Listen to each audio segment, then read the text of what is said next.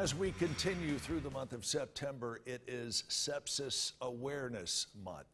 And a lot of people you know have probably been affected by this at one point or another. Joining us now from CHI Memorial is Dr.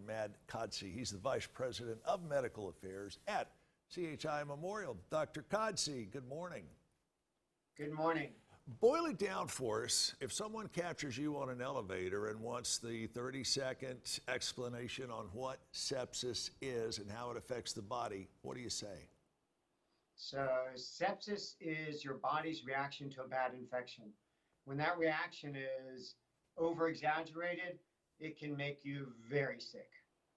What causes, or what are a couple of the causes of sepsis? So really, a patient can have sepsis in response to any infection. It can be a lung infection, can even be a skin infection, can be a blood infection. It all depends on how severe the infection is and how severe your body's response is.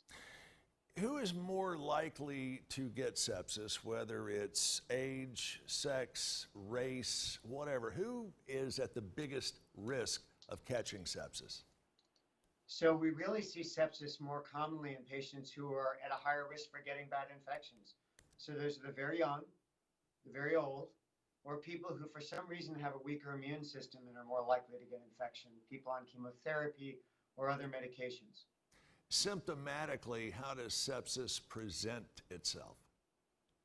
So it's interesting you asked that. I'll use that as a lead-in to use the sepsis mnemonic, which is time, and that's T for temperature, so someone's going to have a fever. I, of course, for infection, some sign of an infection. M for mental decline. They become either less awake or confused, sleepy, just altered in some way. And then E for extremely ill. They look and feel quite sick. And this can certainly complement any other medical issues that the patient may be suffering. And I would think it would escalate it and accelerate it exponentially, correct?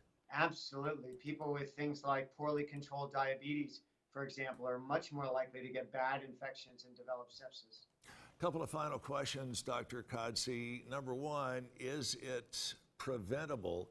And number two, but a closely related question, is it treatable? So from a perspective of preventable, the way you would prevent any other infection, be careful. I mentioned diabetics. We always tell diabetics, because they don't feel, for example, their feet very well, to check for cuts. Cuts can get infected.